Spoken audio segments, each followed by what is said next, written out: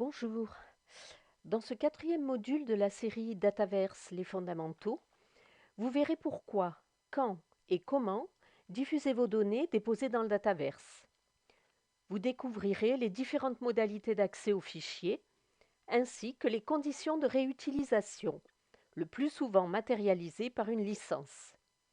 Vous apprendrez enfin comment les faire connaître en les citant et en publiant un data paper.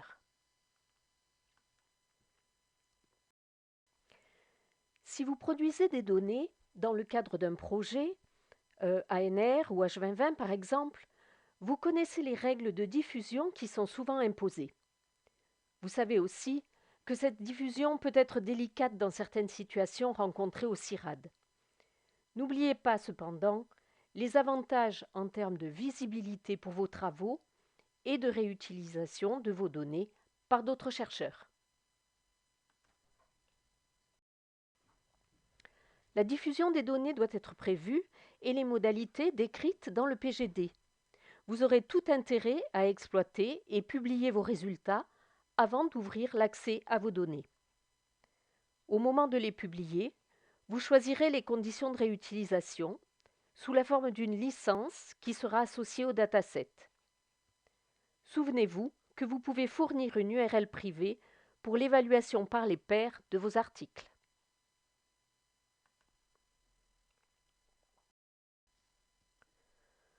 Pour publier vos données déposées dans le Dataverse, vous devrez le plus souvent les soumettre au gestionnaire du Dataverse de votre unité qui contrôlera le dataset et le publiera. Une fois parfaitement familiers avec les règles du dépôt, les chercheurs peuvent obtenir les droits pour publier eux-mêmes leurs données. Mais attention, comme pour la rédaction d'un article, une relecture par un collègue est toujours utile.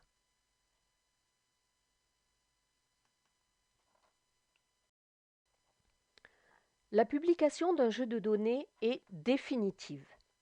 Elle s'accompagne de l'activation du DOI CIRAD qui lui a été affecté et qui ne peut pas être inactivé sauf raison grave. Il est donc important de vérifier préalablement tous les éléments du dataset, toutes les métadonnées, la qualité des fichiers et la présence de la licence appropriée.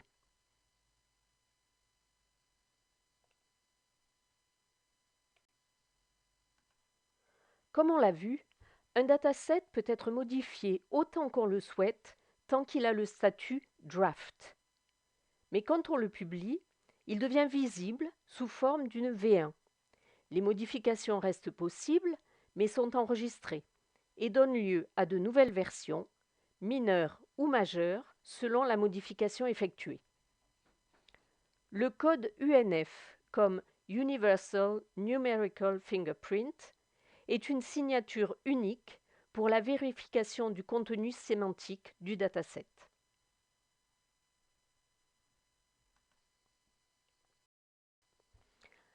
La question centrale reste: est-ce que je peux et ou est-ce que je dois diffuser mes données en libre accès? Si elles ont été produites par le CIRAD et des partenaires publics français, ce sont des données publiques et elles doivent être diffusées, sauf présence de données sensibles comme on l'a vu. Si elles ont été produites dans le cadre d'un projet financé par l'Europe, H2020, ou certains autres bailleurs qui imposent l'ouverture des données, vous devrez vous y conformer. Mais là aussi, des exceptions sont prévues. Pour les projets impliquant des partenaires privés ou non européens, le PGD servira à définir ensemble la stratégie de diffusion. Arrêtons-nous un instant sur ces questions juridiques. Je vous propose de mettre cette présentation en pause et d'aller visionner une interview que je trouve très éclairante. On se retrouve ensuite.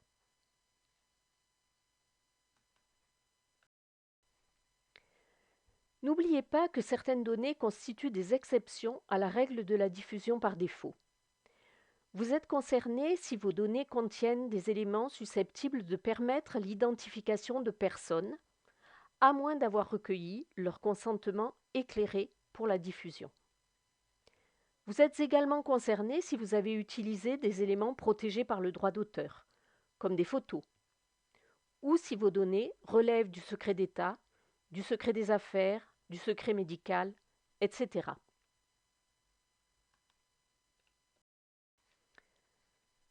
Vous avez tout intérêt à publier votre dataset pour permettre son évaluation par vos pairs et ou sa réutilisation.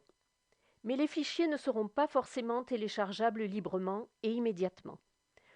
Vous pouvez fermer temporairement l'accès, on parle alors de période d'embargo, ou prévoir un accès uniquement sur demande pour contrôler les réutilisations.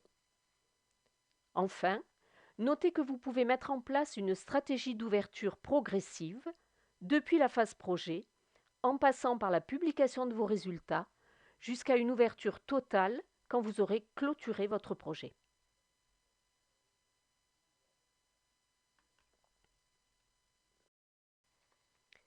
Diffuser ces données pour qu'elles puissent être réutilisées, c'est bien. Mais par qui et pour quoi faire? Souhaitez-vous être cité? Autorisez-vous qu'on mélange vos données à d'autres pour produire de nouveaux résultats? Si vous n'êtes pas concerné par la loi pour une république numérique, notamment dans le cadre de certains partenariats, vous aurez à vous poser la question: ai-je de bonnes raisons d'imposer telle ou telle restriction? Une fois votre choix arrêté, vous le matérialiserez par une licence que vous affecterez à votre jeu de données.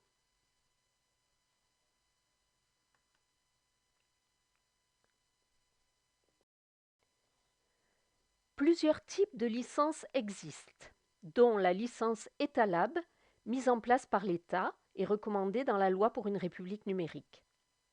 Plus connues internationalement, les licences Creative Commons offrent un panel de combinaisons de droits cédés et de restrictions.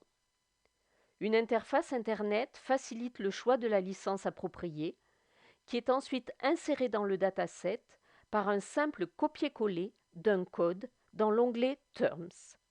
Nous verrons cette procédure durant l'atelier pratique.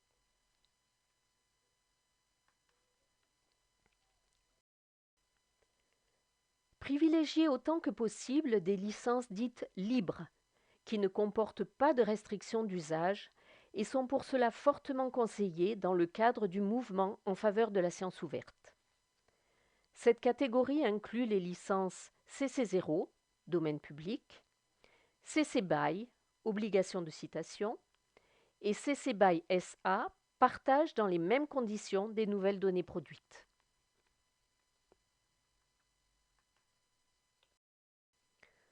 Ce tableau résume les principaux cas vis-à-vis du partage des données. Certaines données, à gauche, ne sont pas communicables.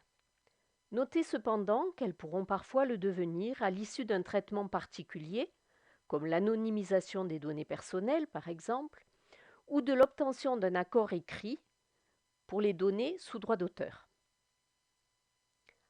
En ce qui concerne les données partageables, à droite, certaines seront diffusées largement, tandis que d'autres pourront faire l'objet d'une valorisation économique ou partenariale.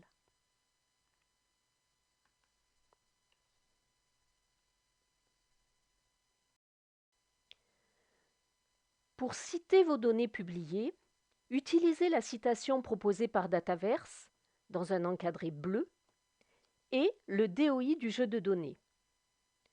Il s'accompagne d'un lien pérenne qui commence par doi.org/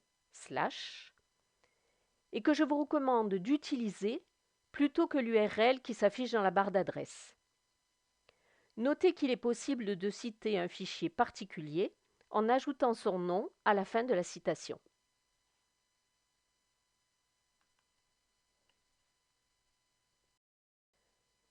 Pour faire connaître vos données, si vous pensez qu'elles ont un potentiel de réutilisation intéressant pour d'autres scientifiques, pensez à publier un data paper.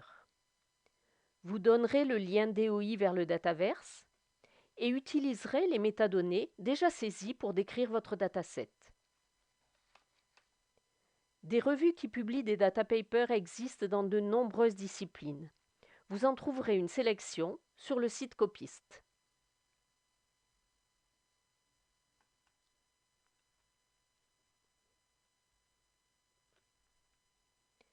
Vous avez ici quelques ressources utiles sur les questions juridiques et les data papers. Elles ont été créées pour vous. N'hésitez pas à les utiliser.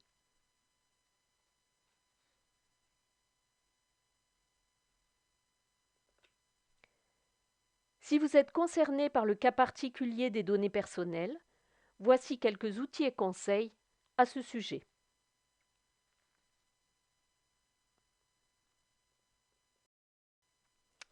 Voilà, je vous remercie de votre attention. Pour terminer, je vous propose un quiz pour tester vos connaissances sur les sujets traités dans ce module.